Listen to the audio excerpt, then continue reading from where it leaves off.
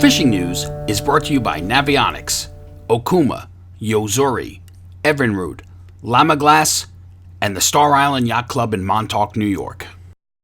Hey, Toby Lipinski for the New England edition of the Fisherman magazine with this week's web video fishing forecast for New England. Well, we got a little bit of snow falling today. Not a whole lot, a little bit of something here down along the coast. We got, I don't know, inch and a half maybe. We got my son here in the background. He got the day off from school, lucky him. I'm still working, but he's taking advantage of it. First good snowfall that we've had of any sort down here, messing around on the hill back behind the house. But you know, with this kind of weather, it just reminds me, we're in that familiar time of the season here in southern New England where you know, at times I almost feel like I can write the reports every week before they're in. I mean, you either have pretty good weather and the cod and sea bass boats are able to sail, or you don't. Or you've got some nice cold snap and you're able to get out on some safe fishable ice, or you don't. You know, mixed in, you got a little bit of freshwater fishing here and there in the open water, but not much really changes year to year in December these days.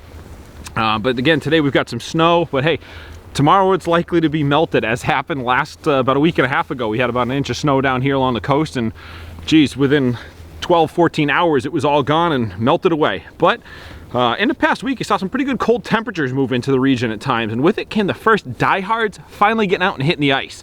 While that early ice can be quite dangerous at times, it can also be quite rewarding. But for me, I prefer to wait until it's just a little bit safer, and I make the joke that I don't need to be the first one on the ice, but I want to be around to be able to be the last one. And people did take advantage of it. Pete Santini of Fishing Fanatics up in Everett, Mass. sent me a picture of a nice largemouth bass landed on the ice over the weekend by one of his customers, and I saw a whole bunch of really nice largemouth bass, pike, and panfish posted up on Facebook by some of my friends. Primarily these fish were taken into fishable ice in usually the northwest hills of Connecticut, up into Massachusetts, western and central Mass. Didn't pry for any details on it, as I knew it was going to be a fleeting chance at the ice, as following that cold we had a bit of warm up, but hey, it's cold again, and you know what, it's the middle of December here, so it is about time. I'm honestly ready. I usually get about 4, maybe 6 weeks tops where I'm able to hit the ice before we get into the full-fledged show season, which is right around the corner. I mean, we got 5 weeks till the first show starts. The CMTA Hartford Boat Show, once again taking place at Mohegan Sun Casino this year. That's the, I think it's the second week second week of January. You can always, of course, check out the full write-up of all of the events and the events calendar at thefisherman.com. We got a complete rundown, as well as in the December and coming up in the January edition. I'm gonna let you know exactly where you can come find us from the New England edition, and what you're gonna be able to get for some awesome giveaways this year. Just a little tease. We got hooked up with the guys from Savage Gear as well as Fish Bite. So stay tuned for the January issue for specifics on what we're giving away with new, renewed, as well as gift subscriptions paid for at these shows this year.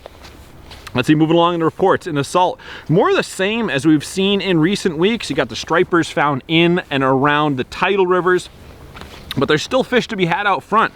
I heard some peanuts running the shoreline in Rhode Island last week, and they had mackerel on it, but unfortunately, almost as quickly as they showed up, they were gone. I wasn't able to take advantage of it before they moved off, but as always, bigger fish, striped bass wise, are being taken at night, after hours. It doesn't matter if it's December, June, August, whatever. Odds are your best shot at the bigger fish is going to come after dark, and it's no different in the winter. A lot of times after a little bit of rain or some snow like we've got right now can increase your success on those tidal rivers, but hey, never hurts to be out fishing. Moving along, we got another video submission this week from Todd Corayer, the Fish Wrap writer. He's got some insight on what he's been finding in Rhode Island, as well as a little bit of info on the Atlantic salmon stocking, which has been taking place in Connecticut. Hey Toby, well, last weekend's ice did not help the fishing situation at all. The salt ponds and rivers that I went and checked out were all pretty tight with ice, leaving my lure on top, which was not very helpful. However, a few guys did catch some nice bass using mostly chartreuse and pearl soft plastics. Now the weather forecast is for snow, so I'll say the best bet would be to go to Connecticut and find some nice Atlantic salmon. So many sportsmen and women asked for an extension to the catch and release season that the state obliged and has extended it until December 15th. Now the state has already stocked about 800 salmon throughout the state, and just recently they stocked about 40 more weighing between 6 and 20 pounds into the Chautauqua River broodstock area, and then about another 48 into the Naugatuck River broodstock area. So I don't see those rivers freezing up anytime soon, so I will see you in Connecticut. Thanks, Toby.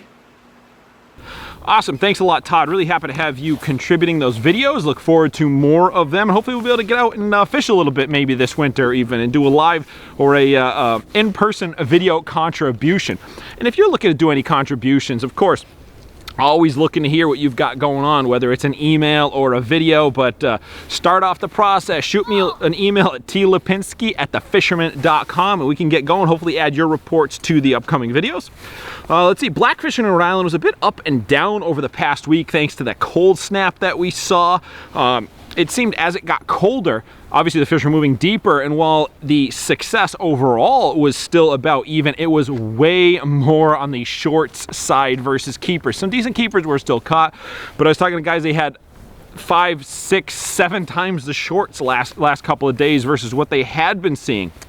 Nonetheless, cod fishing too is still pretty good, but it's a real heavy mixed bag right now. You're getting cod, you're getting some really good black sea bass catches. Heard of a lot of limits on the sea bass, cod to 15, 18, almost 20 pounds at time. Some massive choggies being taken.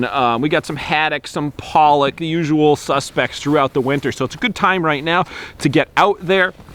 I even heard from Captain Tony at Booked Off Charters. He said they even got into a mess of Atlantic mackerel out around the island last week, which really bodes well whether you're planning on taking some of them for table fare or to boost up that winter jigging bite. Once there's some bigger bait fish, whether it's herring or mackerel around, those cod really key in on the bigger offerings, and it makes for an even more exciting day on the ground since you're able to jig them up. And last, but certainly not least this week by any means, the Northeast Striped Bass Tag Study team keeps growing. As I told you last couple of weeks, we have the 3R stickers now, which shows your membership and your contribution to the satellite tagging program. So far, we've got over 75 members raising almost $1,500 towards the purchase of additional tags. You can check out thefisherman.com right now for all the details, as well as to purchase your stickers. And we've got a running list of the team members as we work towards our goal of funding additionally satellite tags. I've told you before, these tags cost about $5,000 a piece. We've got some some contributions already coming in from some large companies. Navionics signed on again. We've got a few other big companies that are going to be purchasing tags. We're continuing the study. January, we got the big details as to exactly what happened with tag number 2. It is amazing. It's going to blow your mind once again. Tag 1, excuse me, that fish swam out into the canyons. Tag 2, wait and see what we've got for you with all those details in January. But right now, head over to thefisherman.com, get your stickers, sign up for the Tag Study team, and show your support for both the satellite tagging program as well as the 3R concept.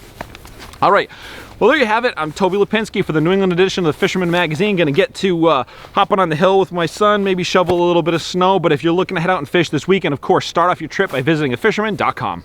Win the incredible Steigercraft Evinrude Lowrance Grand Prize Boat Package and more in the Fisherman's 2019 Dream Boat Fishing Challenge. Get the details now at thefisherman.com.